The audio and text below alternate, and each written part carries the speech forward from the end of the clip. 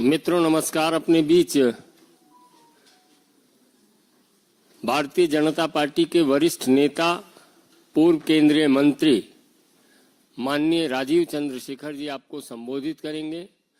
मेरा विनम्र निवेदन है माननीय राजीव चंद्रशेखर जी से आपको संबोधित करें।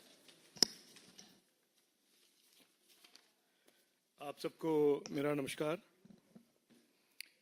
Good afternoon. आप सब जानते हैं कि दिसंबर 23 को on the 23rd of December in the middle of the capital city of Tamil Nadu, Chennai, in a very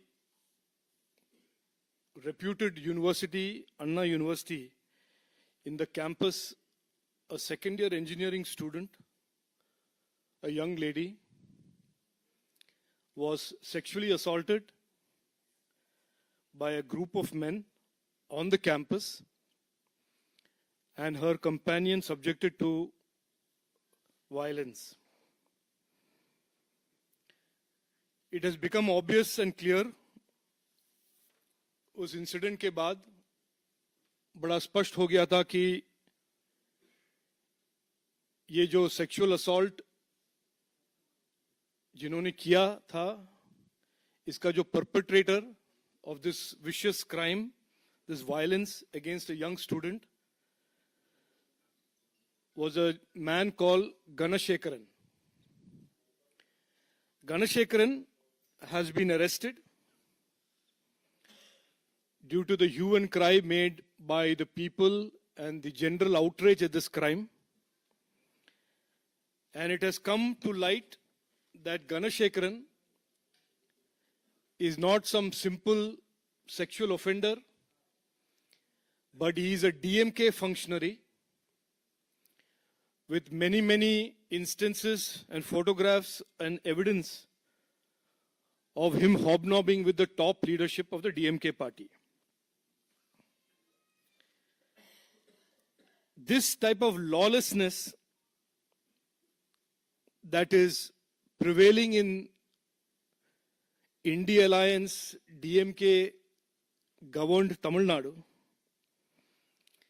is being characterized by history cheaters, violent criminals, sexual offenders who are becoming untouchable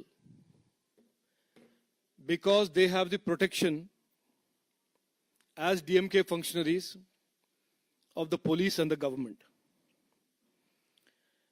The BJP and the NDA in Tamil Nadu are the only parties to have repeatedly raised this issue, have struggled, starting from our state president Annamalai ji to every Karyakarta in the BJP Tamil Nadu, have raised their voice to deliver justice to this young lady whose FIR, if you read, and I request all of you to please read the FIR, her complaint,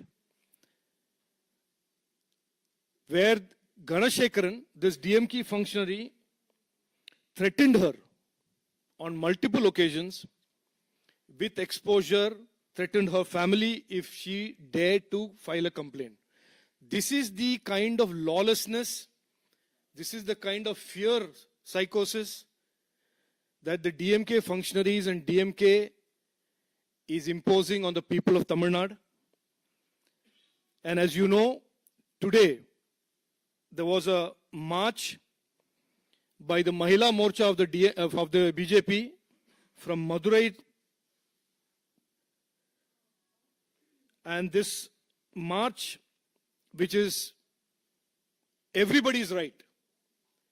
And I specifically point out through you to these constitution-waving members of the India Alliance who talk about the constitution at every stage, that Article 19(1)(b) of the Indian Constitution gives the right of assembly of any gathering anywhere in the country. Despite this constitutional right, our workers and our Karyakartas and our leaders have been arrested. Ostensibly, they call it preventive arrest, but without any ambiguity. It is a complete exposure of how the India Alliance, DMK and the Congress talk about the constitution on one hand, but do everything on the other hand to violate the constitution and violate the rights of the people of Tamil Nadu. I also want to touch on one separate topic, which is also connected to India Alliance, which is also connected to the Congress, which is their economic management. I want to draw your attention, and to all your viewers and your readers, the attention how Congress party, with its politics of fake promises, freebies, have driven states like Himachal Pradesh into bankruptcy, are driving Karnataka into bankruptcy, and the proof is how the Himachal CM has now talked about raising electricity prices. He is now talking about the subsidy that was given by the BJP government of 125 units being waived, and their electoral promise, their election promise of 300 free units, they have completely forgotten. Same way in Karnataka, they are increasing bus fares by 15%. And I want to submit to you what the BJP has been saying all along.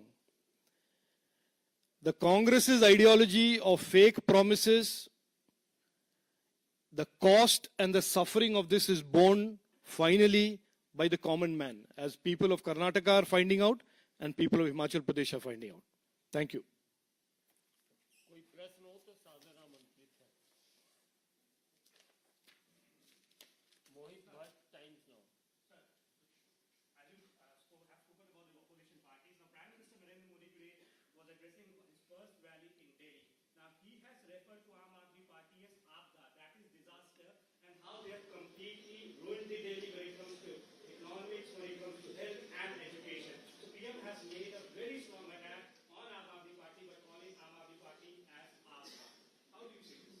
No, there is absolutely no contradiction. I mean, he has said, and he has put a mirror in front of every voter and every citizen of New Delhi, that this party, Aam Aadmi Party, that came on the scene promising a new type of politics.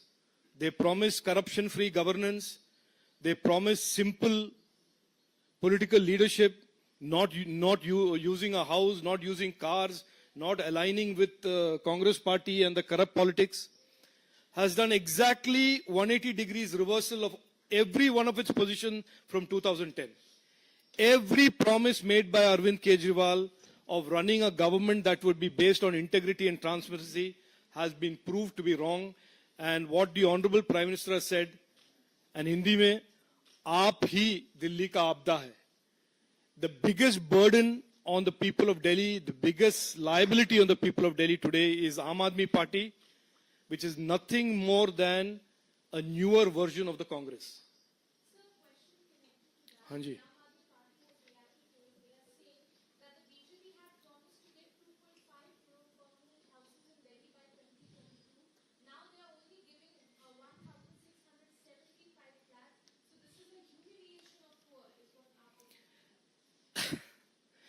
The fact that Chief Minister had to resign in the face of an alcohol scam, the fact that PM Ayushman, a lifeline for poor people of Delhi, have not been permitted to be, people of Delhi have been denied that basic service or basic scheme of the government of India, and Prime Minister Narendra Modi ji's government's performance over the last 10 years is enough to tell people of Delhi who's really serving the people of Delhi, who's going to take the people of Delhi forward, who's going to create the development and investment that are required in Delhi, and who have invested in a politics of fake promises, a politics of corruption, and politics of lies. So the contrast is there. People of Delhi know the difference, they know the truth. No, it is desperation. When in Kerala politics, when you run out of anything or when you want to distract the voters of Kerala from your own failures, you start bringing the Hindu card. And now when the Hindu card is not working, you try and become very smart and call it Sanatana Dharma. Look, Pinarayi Vijayan has been chief minister for 8 years. Let him talk about his performance. Let him talk about how the state has become bankrupt. Let him talk about how Hamas comes in unquestioned and gives speeches to radicalize the youth of Kerala. Let him talk about how people are assaulting serving colonels in the army in Kerala.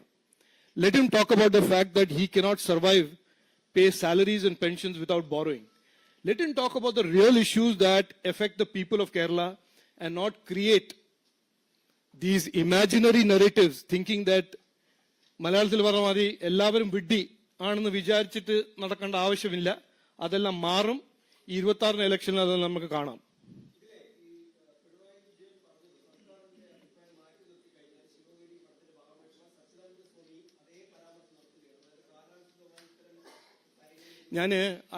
ഇന്ന് I'm not getting into that issue. അതിന് വേറെ will have another press conference. ഇന്ന് പറഞ്ഞ ഇഷ്യൂസിൽ if you have any questions I will be more than happy to take it.